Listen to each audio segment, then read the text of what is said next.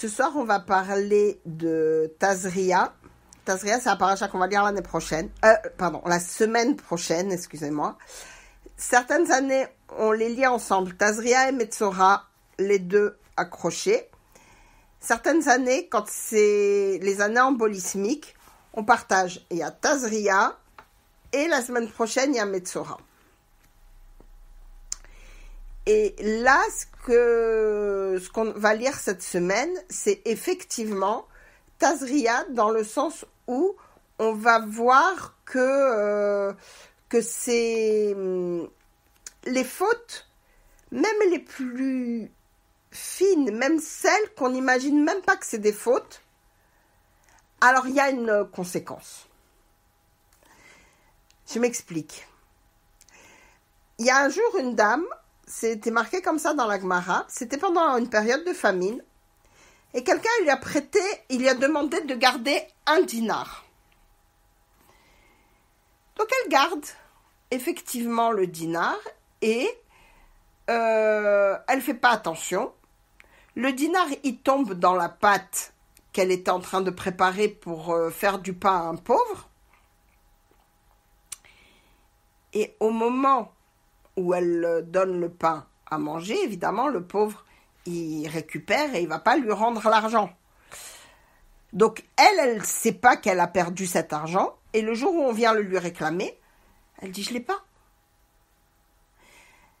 A priori, elle n'est pas responsable. Shomer Hinam, qu'on appelle un gardien gratuit, s'il perd ou s'il abîme l'objet, il n'est pas redevable. Mais malgré tout, il y a quand même une responsabilité. Est-ce que c'est exprès ou pas exprès qu'il a fait? Donc là, on voit que c'est pas exprès. Elle va jusqu'à jurer qu'elle n'a pas profité de ce dinar et elle est punie de ça. Et la question, c'est pourquoi elle est punie? Même si elle a juré, elle n'avait pas l'intention de profiter. Alors, c'est quoi le problème? Dit oui, mais dans les faits, elle a profité.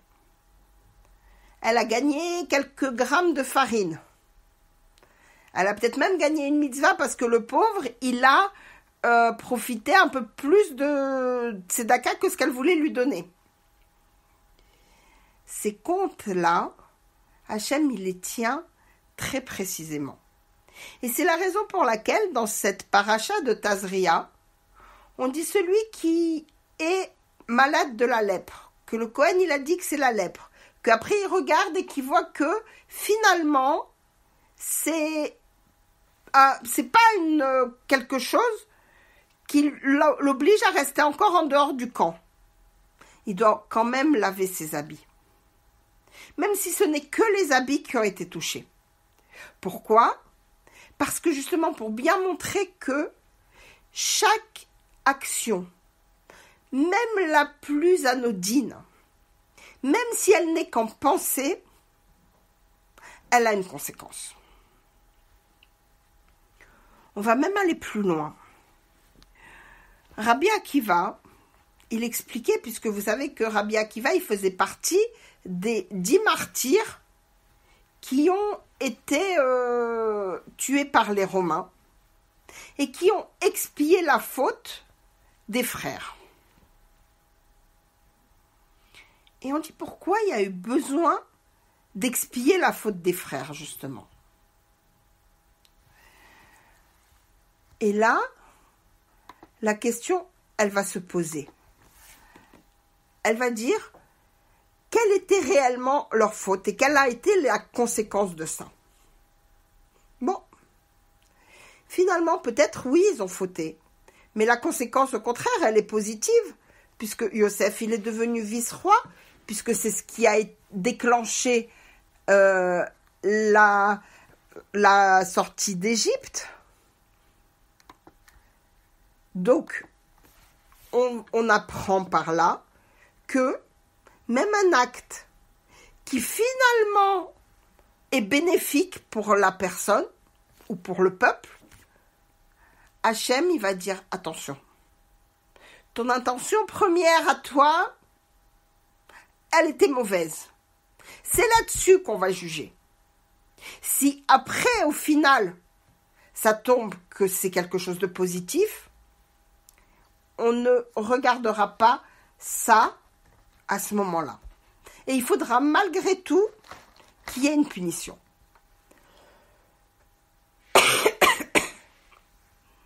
Et pourquoi on en parle à ce moment-là?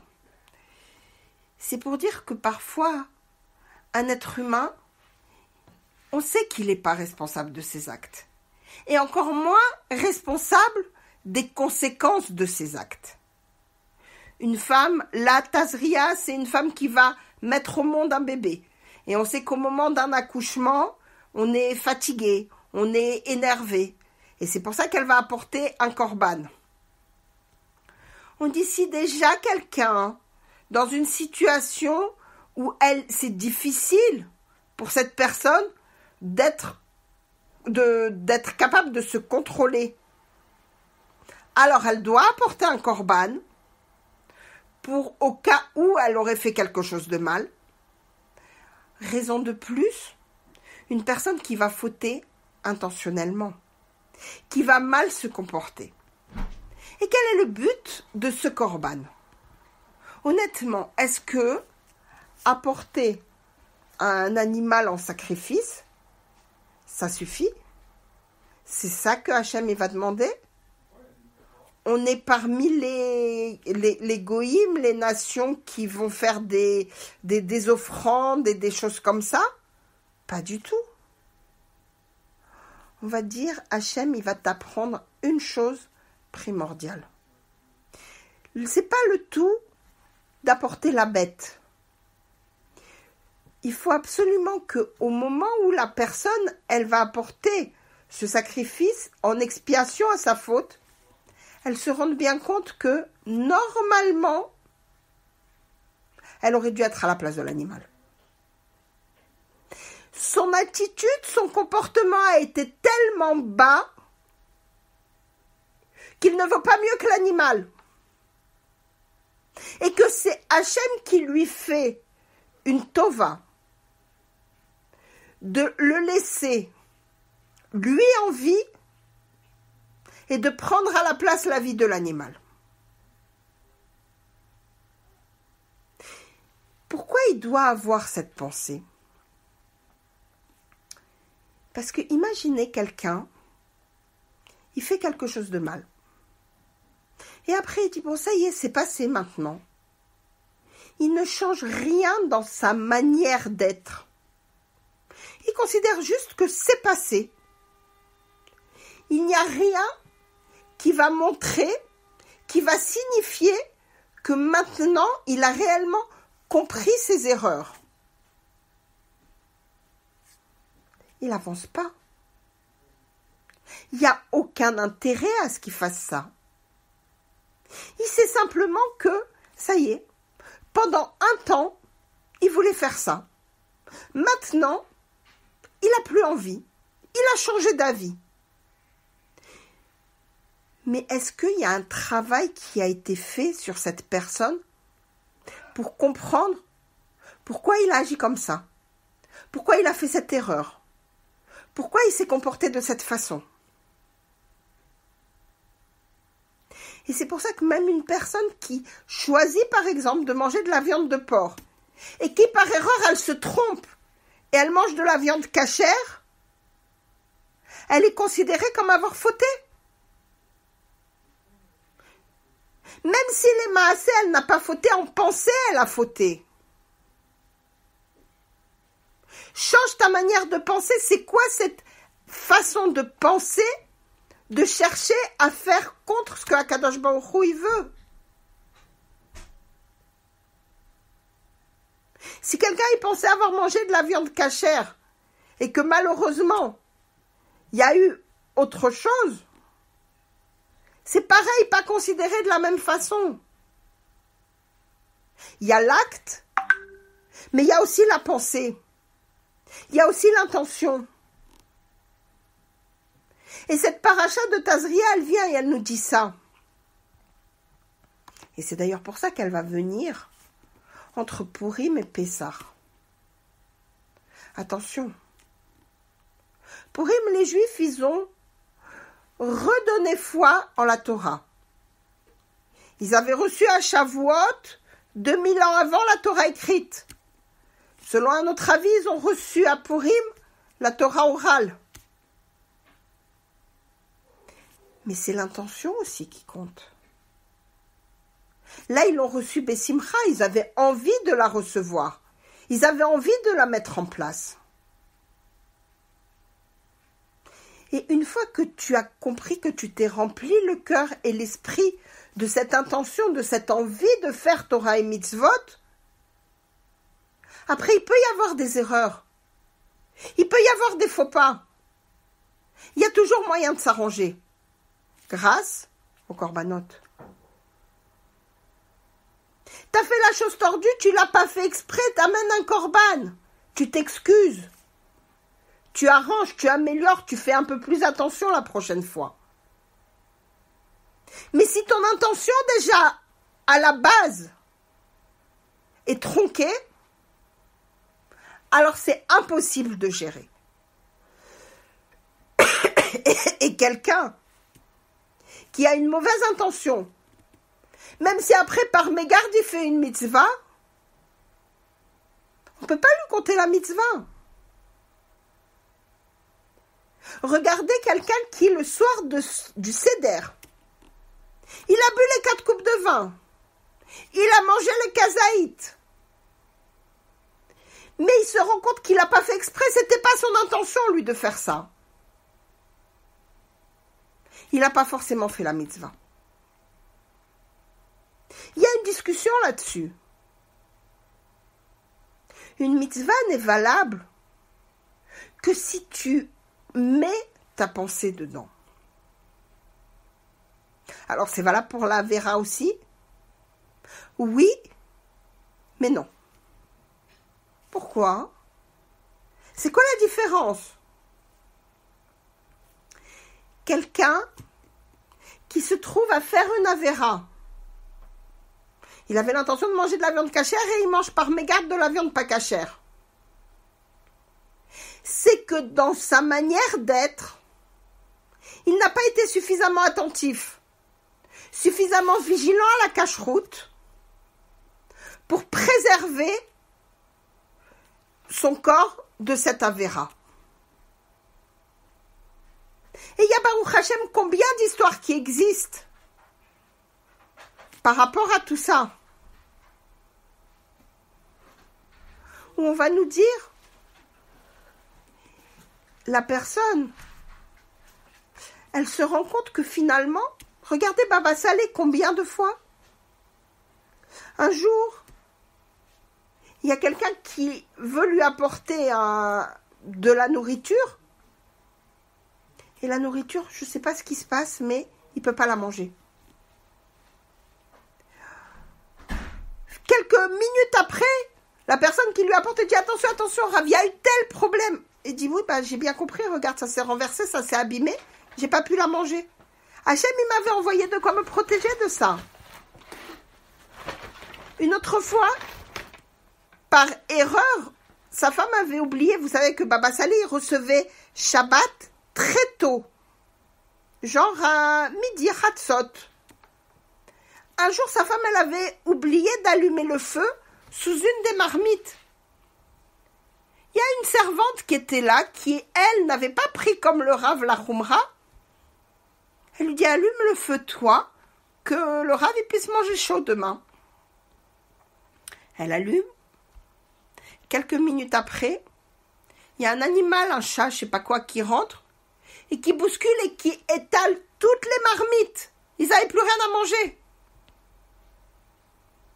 Juste pour protéger que le Rav, il n'a pas mangé quelque chose qui a été allumé pendant que lui considérait que c'était Shabbat.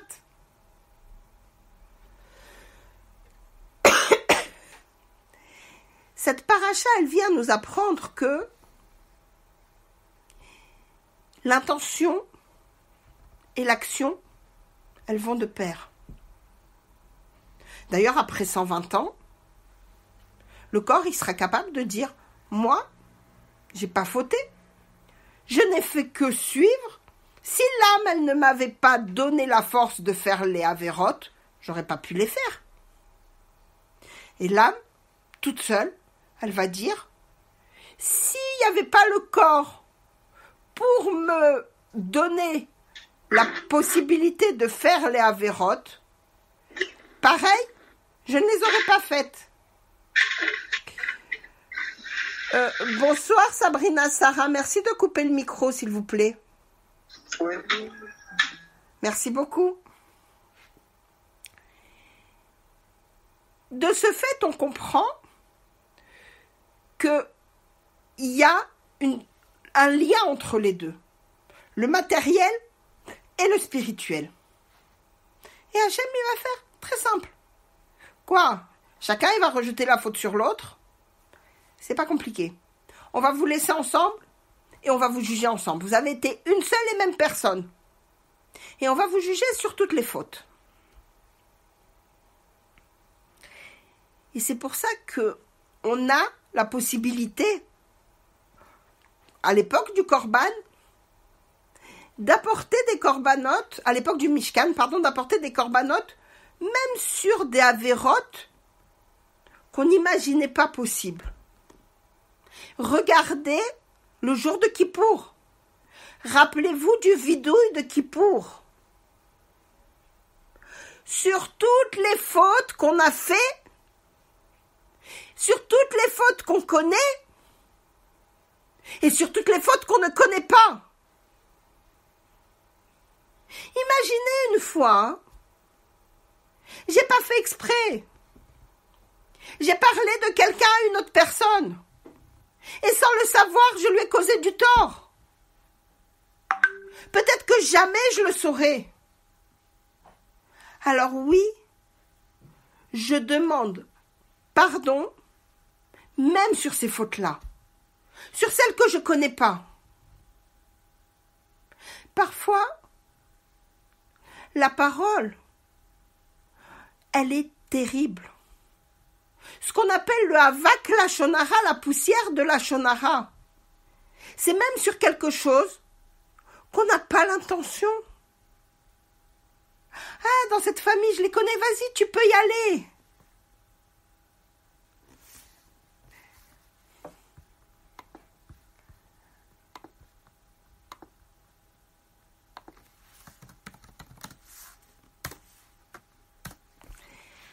Vas-y, va chez eux, et tu trouveras de quoi manger.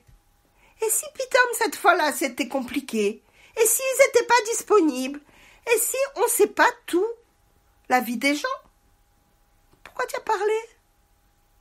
Pourquoi tu as donné une image de cette personne qu'après, peut-être, elle ne va pas pouvoir tenir? Peut-être qu'elle n'a pas envie qu'on sache qu'on peut rentrer chez elle comme dans un moulin. Tu leur as demandé la permission avant? Tous ces paramètres-là, la Torah, elle vient et elle nous dit, fais attention. Le j'ai pas fait exprès, le je savais pas, le je ne me rendais pas compte des conséquences, c'est pas juif. C'est pas de chez nous. Hachem, il nous donne la possibilité de réfléchir, de comprendre. Chaque matin, on dit à Notel la servé bina, la frin ben yom uven laila. Et le commentaire, il vient, il dit, Hachem, il a donné au cerveau, servi, normalement, c'est le coq. La traduction littérale, c'est qu'il a donné au coq la différence entre le jour et la nuit. Ça, c'est la différence, pshat, de base. Le commentaire, il vient, il dit, Hachem, il a donné à ton cerveau la possibilité de faire la part des choses entre le bien et le mal. Ne dis pas, je savais pas. Dis, j'ai pas réfléchi. Dis, je savais, mais j'avais quand même envie de faire du mal. Mais ne dis pas, je savais pas. Ou je me suis pas rendu compte. Hachem, il t'a donné l'intelligence pour te rendre compte. Et c'est pour ça que même cette femme, pendant les douleurs de l'enfantement, par rapport à ce qu'elle aurait pu dire, elle doit quand même apporter un korban. Ah, mais c'était... Peu importe. La semaine dernière, Lo alenu velo alechem, on a parlé de Aaron qui a perdu ses 2 fils et qui a quand même eu la capacité de faire attention à ce qu'il a vécu et de faire attention à son comportement et à son attitude. C'est au-dessus des forces de tout le monde. Mais bien sûr que oui. Mais on nous dit c'est à ça que tu dois être capable d'arriver. Tes émotions, oui, elles existent. T'as pas le droit de les ignorer. Il faut les évacuer. Mais quand? Comment? Il y a des lois. Il y a des endroits. Il y a des possibilités. Le fait de souffrir ne te permet pas de te défiler de tes obligations. Rav Israël Salanter, il disait, une personne qui a un cœur brisé, Akadosh Baruch Hu, il a de la peine pour lui. Parce que ça fait mal à la personne. Une personne qui a un visage triste, elle fait Tochar Tzibour. Elle fait de la peine au Tzibour, au Kahal, aux gens qui la regardent. C'est pire.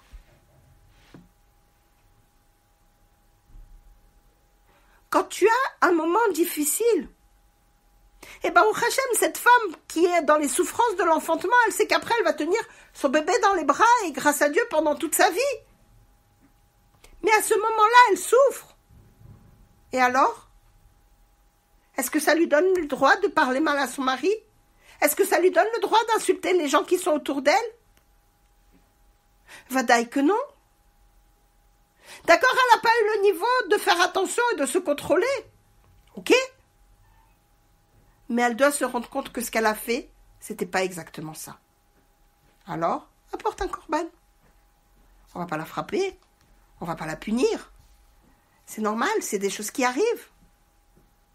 Mais, rends-toi compte. Pourquoi? Pour une raison simple. Si tu te laisses aller pour une situation comme ça où tu vas te trouver des excuses,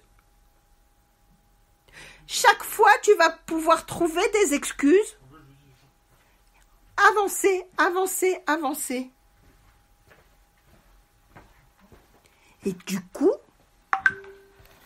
quel va être le problème? C'est très simple. C'est que la personne ne va plus jamais faire attention à elle. Elle aura toujours une excuse pour justifier son mauvais comportement.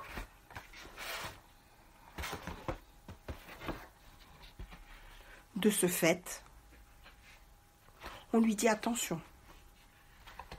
Là, ça aurait pu être justifié. Mais même là que ça aurait pu être justifié, c'est pas justifié. Si déjà à ce moment-là, tu dois faire attention à ton attitude, Kalva Chomer, raison de plus, dans un moment où tu as toutes tes capacités de pouvoir te contrôler. Et c'est pour ça que même quand on est à un stade où on peut se dire « Waouh, c'est trop difficile, j'arrive à un niveau de pression tel que mais j'ai le droit de me mettre en colère, j'ai le droit de dire des gros mots. » Fais ce que tu veux. Mais il y a des comptes à rendre malgré tout. Même si tu te considères dans un cas de honnête, même si tu te considères dans un cas où c'est un cas de force majeure. Non. Qui t'a forcé? Qui t'a obligé? C'est prescrit par le médecin? Quand une personne, elle a mal ou elle souffre trop, Si elle dit telle quantité de gros mots, ça va mieux pour elle? Ça n'a jamais été marqué nulle part. Donc si ce comportement-là, il est interdit à ce moment-là, et la Torah, elle vient prendre ce cas en disant, elle doit apporter un korban, raison de plus, pour comprendre qu'une personne qui n'est pas dans ce même difficulté, alors qu'est-ce qu'elle va avoir comme punition?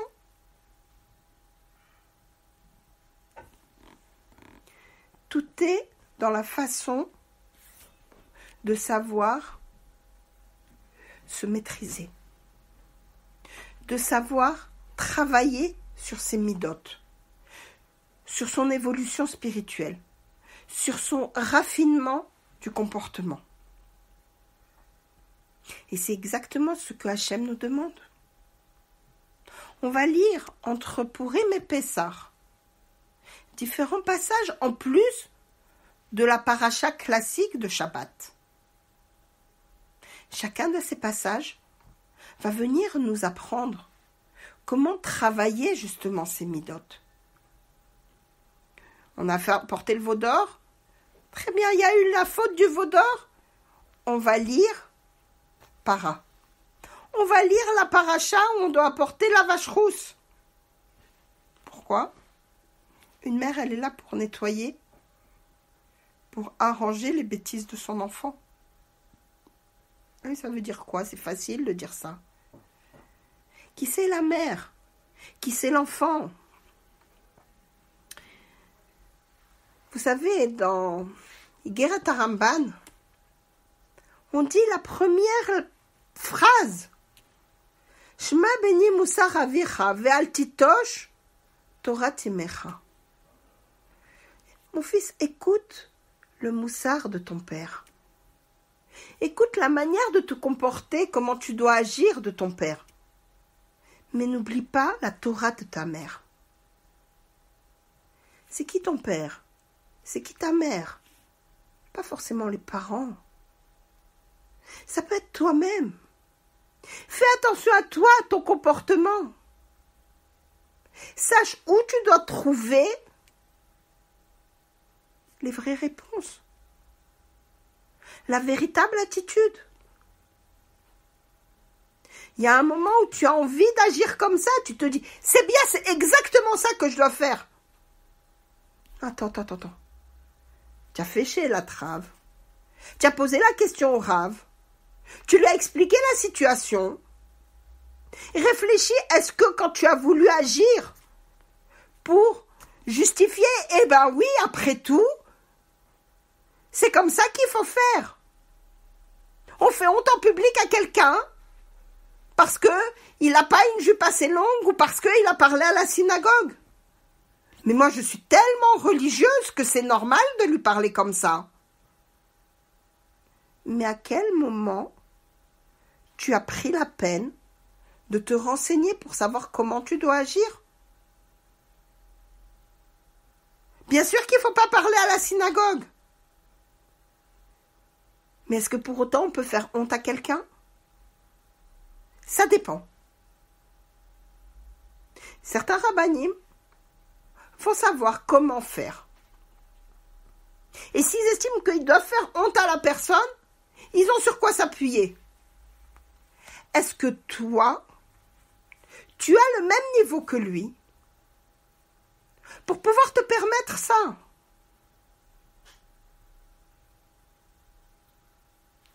Et c'est pour ça qu'on dit, fais attention, mets-toi en tête que tu dois apprendre le moussard. Le moussard de ton père, comment ton père il se comporte? Comment il agit? Comment il se comporte vis-à-vis des autres? Parce que généralement, c'est le père qui est à l'extérieur. Comment tu dois agir quand tu es vis-à-vis de tes pères? Mais altitosh Torah timecha. Ta maman, c'est celle qui va être à l'intérieur. Comment tu te comportes aussi chez toi?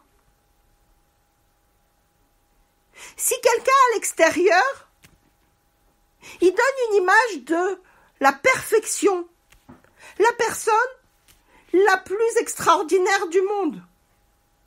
Religieux, affable, gentil. Et qu'à la maison,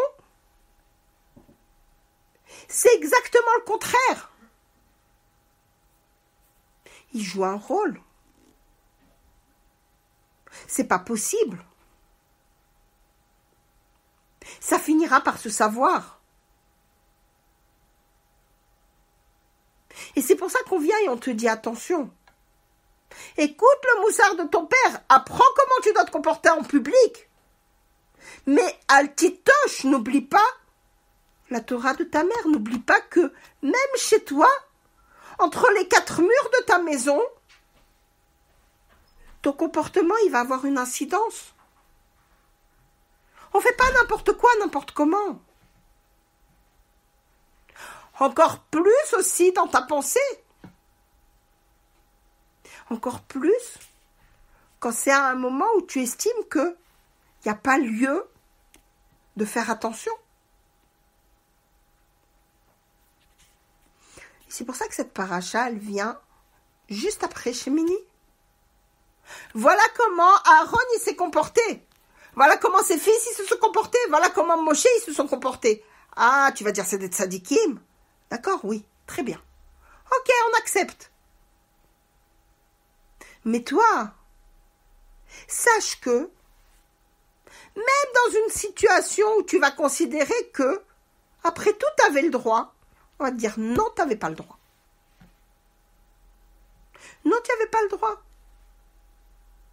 C'est ce qu'on appelle patour avalassour, peut-être. On va pas te punir, mais on va te faire comprendre que il y a un problème. Tu es dans la zone rouge.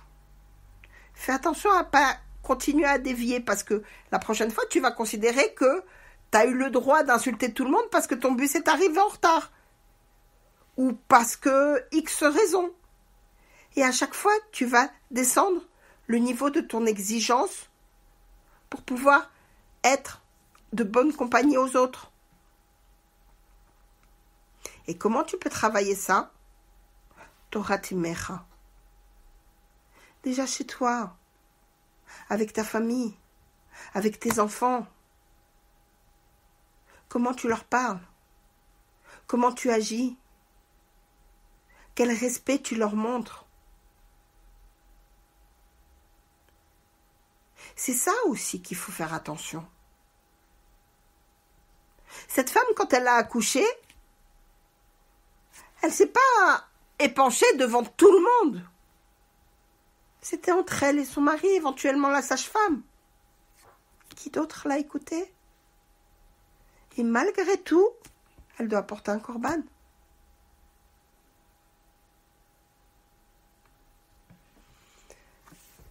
Donc voilà pour ce soir.